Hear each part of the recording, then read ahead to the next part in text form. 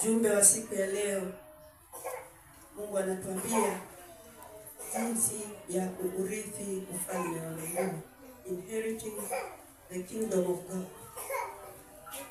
Nataka nikwambie ya kwamba wewe uliye mwana na unajiamini una uwezo wa kuamrisha hii anga.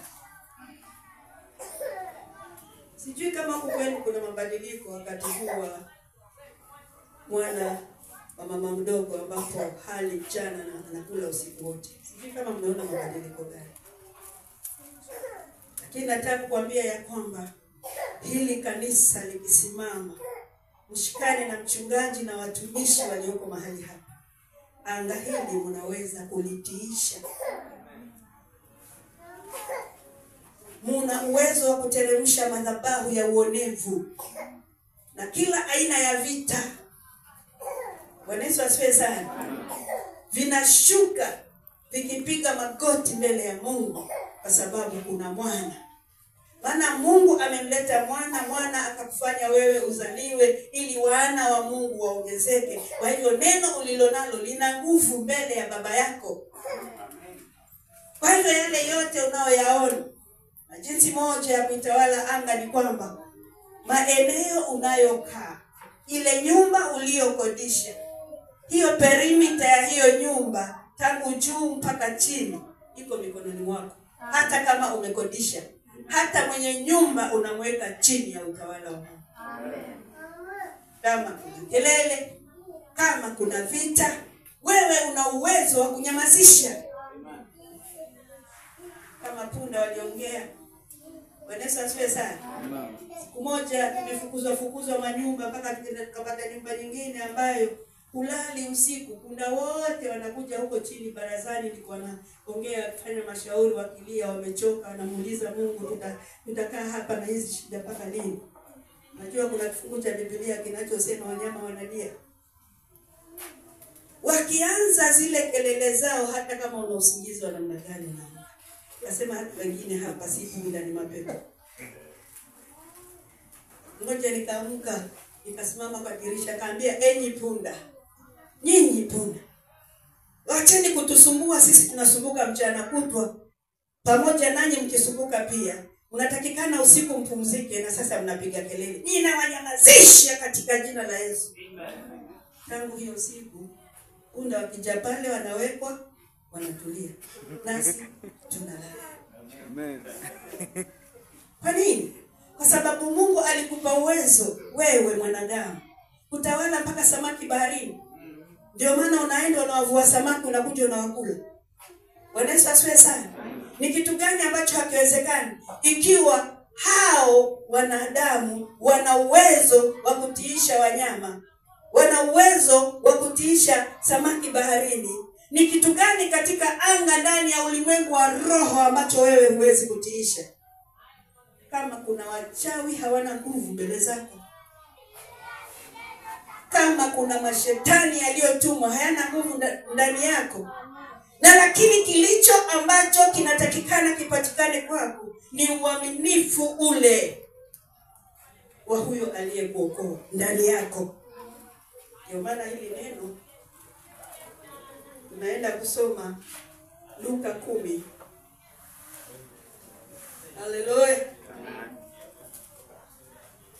Luka mlango wa 10.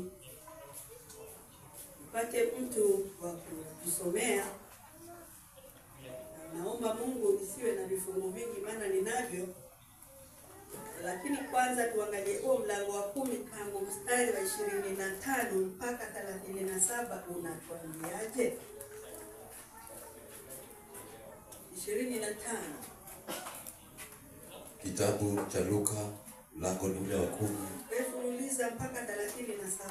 Mstari wa 25 mpaka 37 nasema, natazama mwanasheria mmoja alisimama amjaribu, akasema, mwalimu, nifanye nini ili niurithi uzima wa milele? Akamwambia, imeandikwa nini katika Torati? Wasomaje? Akajibu akasema, mpende Bwana Mungu wako kwa moyo wako wote, na kwa roho yako yote, na kwa nguvu zako zote, na kwa akili zako zote, na jirani yako kama nafsi yako. Akamwambia, umejibu vema, fanya hivi nawe utaishi. Naye akitaka kujidai haki, alimuuliza Yesu, na jirani yangu ni nani? Yesu akajibu, mtu mmoja alishuka toka Yerusalemu kwenda Yeriko, akaangukia kati ya wanyang'anyi, wakamvua nguo, wakamtia jeraha, wakaenda zao, wakimwacha karibu ya kufa. Kwa nasibu kuhani mmoja alishuka kwa njia ile, na alipomwona alipita kando. 32. Na Mlawi vivyo hivyo alipofika pale, akamwona, akapita kando. Lakini Msamaria mmoja katika kusafiri kwake alifika hapo alipo, na alipomwona alimhurumia. Akakaribia, akamfunga jeraha zake, akazitia mafuta na divai, akampandisha juu ya mnyama wake, akampeleka mpaka nyumba ya wageni, akamtunza. 35. Hata siku ya pili akatoa dinari 2, akampa mwenye nyumba ya wageni, akisema, mtunze huyu, na chochote utakacho gharamia zaidi, mimi nitakurudi, nitakulipa. Waonaje wewe katika hao watatu, ni yupi aliyekuwa jirani yake yule aliangukia katika ya wanyang'anyi? Akasema. 37. Ni huyo aliyemwonea huruma. Yesu akamwambia, enenda zako, nawe ukafanye vivyo hivyo. Bwana Yesu asifiwe sana. Amen. Huyu mwanasheria alikuwa anajua maandiko kwa akili. Maana hata alipoulizwa, Bwana Yesu asifiwe sana, yeye alianakili yote aliyoandikwa katika maandiko. Na hata alipouliza swali tena mara ya pili, alipopewa ule mfano wa yule Msamaria, yule mtu aliyegongwa, akiulizwa tena swali akajibu yote. Maana aliulizwa, kati ya hao watatu nani aliyefanya mema? Yeye mwenyewe akasema. Bwana Yesu asifiwe sana. Sasa hatua ya kwanza, tunaambiwa tumpende Bwana Mungu wetu. Mioyo yetu imetangulizwa ya kumpenda Mungu. Yaani kwa moyo wangu wote. Huu moyo wangu na huu moyo wako unakwambia mambo mengi yaliyo nje na kumpenda Mungu. Na lakini umetangulizwa kwamba kwa moyo wako wote jitolee katika kumpenda Mungu. Maana utakapompenda Mungu uko tayari kuacha vyote. Huyu mwalimu unaona hapa ametoka mbali sana. Muulize ameacha nini mpaka awe yuko hapa. Mahali anapokaa saa hii sipo pake. Kwani hana kwake? Huyu ana mansion. Lakini kwa nini aje akae mahali kama hapa? Ni mfano wa mtu ambaye anampenda Mungu wake na yuko tayari kujitolea hata wengine wajifundishe kumpenda Mungu. Ndio maana nampongeza mwalimu, asante. Theolojia si ya wahubiri peke yake, hata wazee wa kanisa, hata viongozi wa idara tofauti. Mapata theolojia kupitia huyu mwalimu ya bei rahisi. Sisi tulipata kwa gharama. Nilikuwa ninaenda Bible school. Maana Bible school iko nje ya Nairobi, kila mara 3 kwa mwaka. Tikiti ya kwenda na kurudi na school fees. Wakati mwingine nachukua mpaka mikopo nipate kumaliza. Lakini yake tu kwa msimu mmoja ni ngapi? Hata haifiki 1000. Haifiki 1000. Kusoma neno la Mungu. Mpende Bwana Mungu wako kwa moyo wako wote. Ndani ya mioyo yetu tuna hisia na tamaa tunazotamani kuzifanya. Kuna yale ambayo tumekuja kutafuta, si kwamba hatuna kwetu. Hapa hakuna mtu ambaye ni walamu. Sisi tumekuja kwa ajili ya kutafuta. Lakini pamoja na kutafuta, yule Bwana Mungu ambaye alitupatia nafasi ya kuja huku na tupate kazi, anataka tumtangulize yeye kwa mioyo yetu yote. Haleluya. Sasa moyo ni huo wa kibinadamu ambao unakuonyesha leo utakula chapati, kesho utakula mbaazi, kesho kutwa utakula samaki. Bwana Yesu asifiwe sana. Huo moyo ambao unakupatia hisia za huu mwili wako, unaambiwa jambo la kwanza umtangulize yeye. Bwana Yesu asifiwe sana. Jambo la pili, huyu wakili alipoulizwa akasema, kwa roho yako yote. Kumaanisha ya kwamba huu mwili una roho. Na wacha nikwambie, kando na hiyo roho ambayo iko ndani ya huu mwili, kuna tofauti ya roho mbili. Kuna ile roho ambayo inamuelekea Mungu na kuna ile roho ambayo inaelekea mambo ya ulimwengu. Sasa wewe mwenyewe ni lazima ujitenganishe, ujue roho yako imeelekea upande gani. Utakapojua roho yako imeelekea upande gani, utaitoa yote kwa ajili ya kumtanguliza Mungu. Bwana Yesu asifiwe sana. Yaani hiyo ni kuwa na wakati wa kushuhudia yale tumepitia huu mji. Kisema huu mji ni kwamba Lamu kisiwani ni kisiwa, hata tukiwa huku bado ni Lamu. Yale tumepitia. Bwana Yesu asifiwe sana. Haleluya. Mpende Bwana Mungu wako hata ndani ya roho yako, moyo na roho umemwelekea yeye, atakupigania vita na atakushindania. Huyu dada yale amepitia ni kweli. Bwana Yesu asifiwe sana. Nimetoka jamii ambayo ilikuwa inatajwa na mambo mengi hata ya uchawi. Bwana Yesu asifiwe sana. Lakini ilipofika mwaka jana nilisema hilo jambo kwa jamii yangu litaisha. Sitaki kulisikia tena. Sijaogopa, wazazi wangu wameshaondoka, ni sawa. Bwana Yesu asifiwe sana. Baba akaleta mtu kutoka Tanzania, akasema jamii yake imerogwa na jamii yake hawapati kufanikiwa kwa sababu kuna mchawi anayewaroga. Mimi niko shule wakati huo sekondari darasani. Nikaja nikaombewa ruhusa nikaja nyumbani. Nashindwa natolewa shuleni kwa nini? Nilipokuja tu nilikuwa nimeshaokoka. Nilikoka 76. Bwana Yesu asifiwe sana. Nashindwa nimeletwa nyumbani, nimetolewa shule nije nyumbani kufanya nini? Uliza nikaambiwa kuna mtu alitumwa na baba kutoka Mombasa na ameenda kule shambani kwetu. Na usiku wa leo kuna kitu atafanya hapa. Mimi nikaanza kuomba. Na nilikuwa mchana sana katika wokovu. Maana kwetu neno wokovu halikuwa. Naambiwa atakayevumilia mpaka mwisho ataokoka. Hata siku ile ya mwisho mtu anakufa anaulizwa, "Je, umemwona Yesu?" Anasema natamani samaki.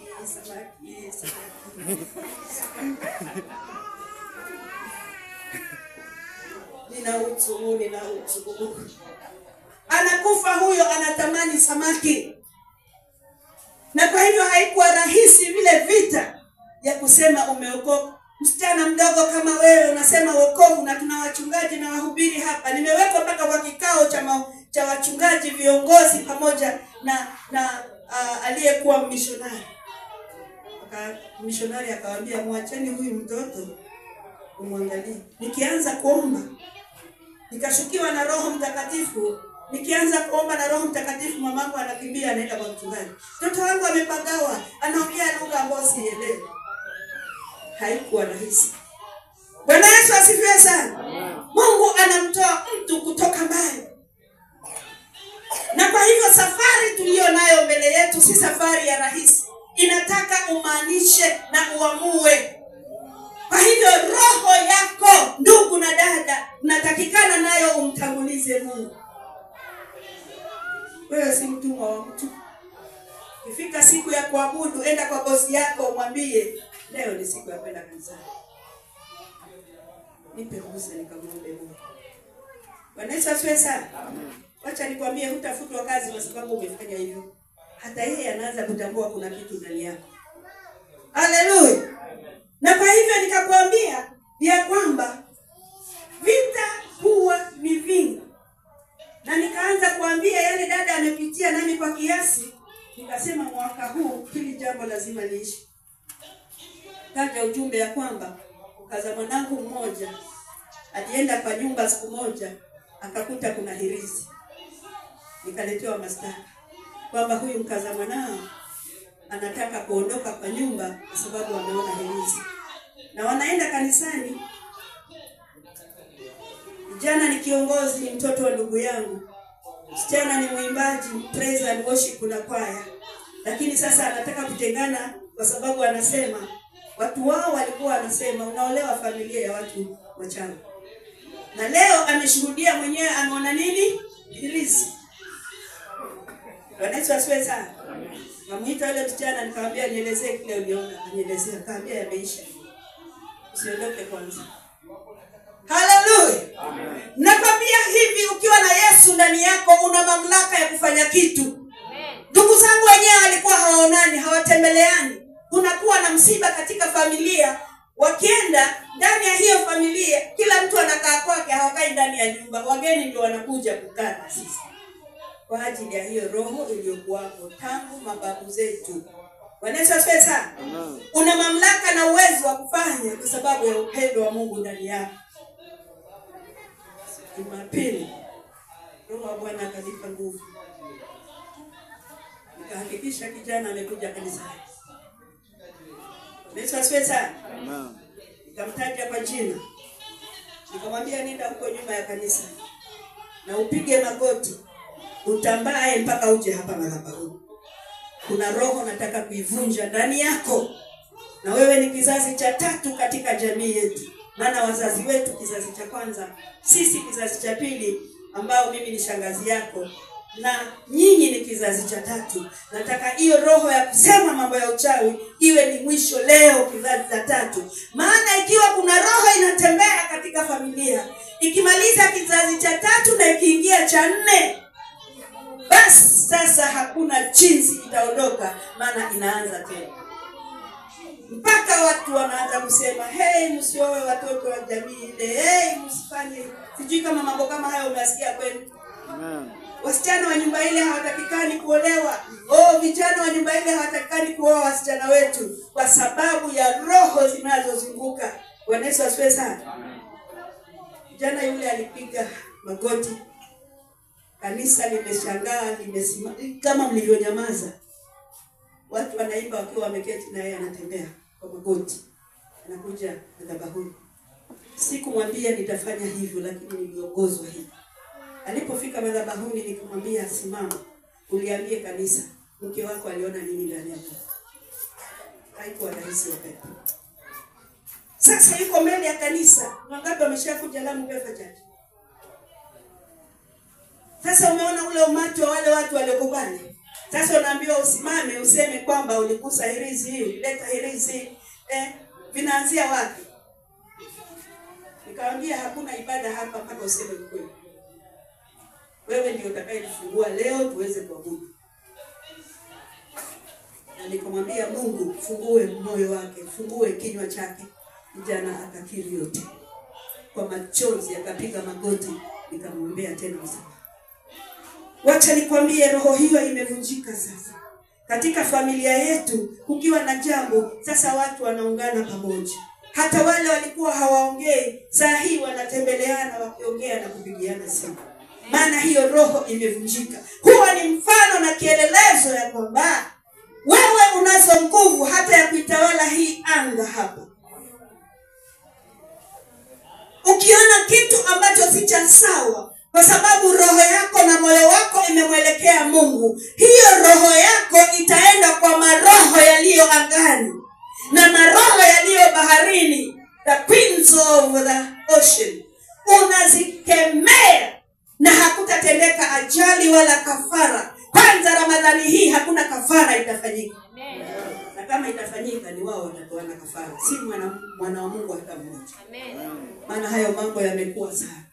Hakuna mapanga yataonekana tena kanisa la Kristo likisimama. Amen. Kanisa Kanisa kwa nini linapigwa vita? Ni kwa sababu katika ulimwengu wa roho linajulikana kanisa ambalo ni la Yesu Kristo lina kifaa gani ambacho kinaweza kupinga mambo yasifanyike. Wacha nikwambie, hapa hatutoki mchungaji. Hapa hatutoki. Na hakuna shule ambayo haitakikani kuwa na ground ya mchezo. Kwa hivyo usishangae mje muone hii shule imekuwa ya kanisa. Bwana Yesu asifiwe sana. Maana lazima kuwe na playground. Kwa hivyo hapa niliposimama mpaka kule gate, sinaambia kitu wanja na kijua. Bwana Yesu asifiwe sana. Hakuna mtu atakusa. Atakao kustatubutu katika jina la Yesu. Hallelujah. Akamwambia, mpende Bwana Mungu wako kwa akili zako. Hizi akili zinatuelekeza wapi? Leo watu wanapata mshahara wanaenda betting. Pesa zote zinaisha, anakuja nyumbani hana kitu. Kwa nini ameenda betting? Ni akili yake ilimtuma, ilimwambia huko kuna pesa. Na alipoenda kule amewekewa ujanja, pesa zake zote zinaenda na anaambiwa jaribu tena. Ujaribu tena nini na umeshafanya mshahara wote upeleka. Shetani ashindwe mfululizo. Wewe kula pesa unazolifanyia kazi. Usitafute pesa ambazo hukuzifanyia kazi na ukailetea jamii yako shida. Akili zetu ndizo zinaweza kutuelekeza kwenda kinyume na kumpenda Mungu.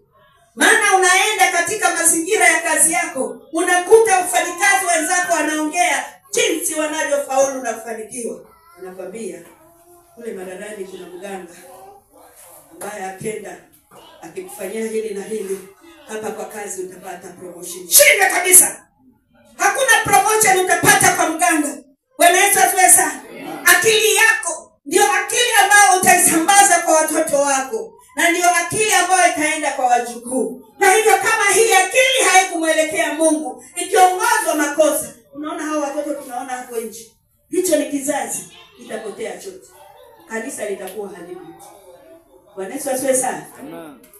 Kwa hivyo kanisa ikiwa na vijana, kanisa ikiwa na Sunday school, kizazi cha kwanza ni nyinyi watu wazima, kizazi cha pili ni vijana, kizazi cha tatu ni Sunday school. Ukiondoka hao wengine wanashika nafasi. Sasa tusipowatunza na kuonyesha mwelekeo ndani ya jamii zetu, wanapotoka. Watoto wengine katika maeneo haya wanaingia mpaka madrasa. Sijui kama umeshasikia kuna. Unasikia? Watoto wengine wanasikia. Kule madrasa wanasoma vizuri na mwalimu wao anawatunza vizuri. Wanakaa chini wanarudia mafungu.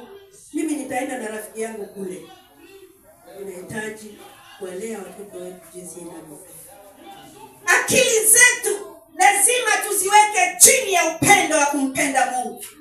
Maana tusipozielekeza katika upendo wa kumpenda Mungu, zitaletwa mambo mengine ambayo tutayapenda na yako nje ya upako wa Mungu, na mambo haya yatatuharibu sisi. Yaani wewe umekuja kutafuta, lakini siku ikikamilika unaonekana tu na briefcase, huna nguo, huna chochote, ndio unaenda kwenu. Hata hukule kwenu hukujenga mahali, ukienda hasa ni kutafutiwa mahali pa kulala. Shindwe kabisa. Si umekuja kutafuta kwa ajili ujenge nyumbani. Maana unajua hapa si kweli. Na kwa huo muda ulioko hapa, kwa vile umejitolea kumpenda Mungu, si kwa kubahatisha, moyo wako, roho yako, akili zako zipeane kwa Mungu, na uangalie kama hata kuinua kiwango kingine. Bwana Yesu asifiwe sana. Kwa nguvu zako. Je, kuna mambo ambayo tunaweza kuyafanya na nguvu zetu ndani ya kanisa? Ndio, kuna mambo tunaweza kuyafanya na nguvu zetu ndani ya kanisa, na ambayo inathibitisha upendo wa Bwana Mungu wetu. Kwa hivyo wakati kanisa limeanza project fulani ya kufanya, wewe ni wakati wa kutumia nguvu zako, na nguvu zako hizi zinahesabu katika pesa ya ile Mungu amekupatia, ama wewe mwenyewe kujitolea mwili kimasomaso, physically unakuja kufanya kile unachotakiwa kufanya ukipata nafasi. Kama huna nafasi, peana nguvu zako za pesa zije zifanye kile kanisa wanafanya. Pigie Bwana Yesu makofi. Kila moja asimame. Na hii si mzaha wala si mchezo. Hii si mzaha wala si mchezo. Bwana Yesu asifiwe sana. Nataka kila mtu ajiamurishe. Bwana Yesu asifiwe sana. Umeambiwa umpende Mungu, jambo la kwanza kwa moyo. Moyo wako unakaa wapi? Gusa mahali moyo uko. Haya, piga kifua. Moyo wangu. Ninakuamuru tangu leo. Umpende Bwana Mungu wangu. Huu moyo usiingie kitu kingine. Kilicho kinyume na mapenzi ya Mungu. Katika jina la Yesu nimeomba. Jambo la pili umeambiwa ni nini? Roho. Si una roho wewe? Na ndani ya roho pia kuna roho. Na lakini amrisha ile roho ya Mungu iliyo ndani yako. Bwana Yesu asifiwe sana. Hapo hapo kwa kifua jipige tena. Roho yangu. Ninakuamuru katika jina la Yesu Kristo. Umpende Bwana Mungu wangu. Wala usinipeleke kwa mambo mengine. Uwe roho mtiifu wa neno la Mungu. Katika jina la Yesu nimeomba. Sehemu gani nyingine inampenda Mungu? Sehemu gani nyingine? Sasa utaiamuru akili yako. Wacha nikwambie, tuko madhabahuni hapa na Mungu ameshatangulia kutuambia. Ujumbe haujaisha. Hii hata ilikuwa ni robo. Usishangae. Akili yangu. Wewe akili yangu. Ninakuamuru.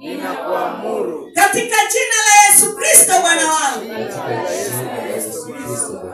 Umpende Bwana Mungu wangu. Usiniletee mambo mengine. Mambo yote mengine unayoyaleta kwangu ninayakataa katika jina la Yesu.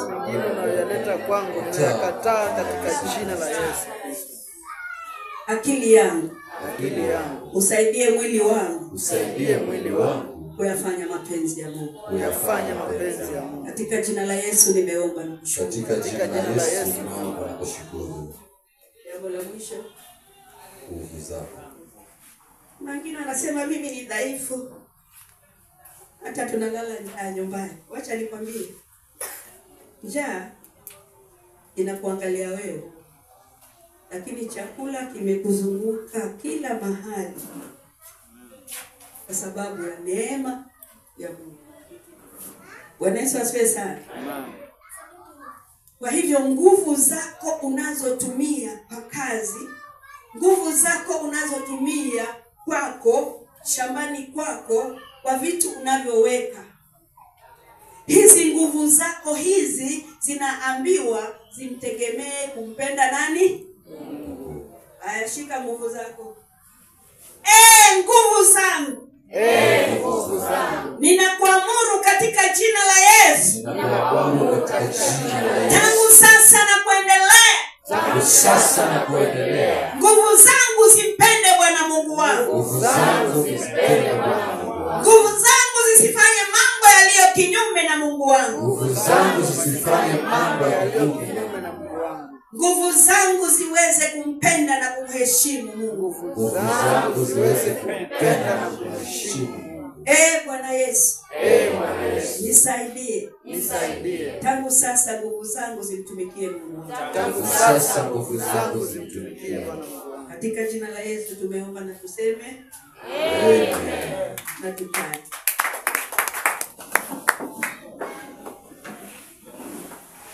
Nani amesikia kubarikiwa? Amen. Pigie Bwana Yesu makofi.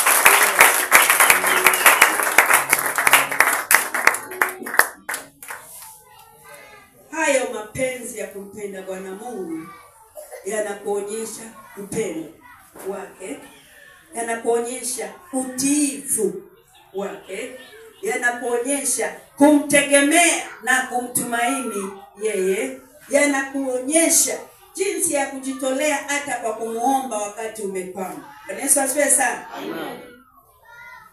Pia wewe kama mwanadamu hukosea, hakuna mwanadamu hana makosa. Si kila kosa ambalo wewe utaliona tu ni kawaida. Jifundishe kuomba msamaha. Hayo yote yanapothibitika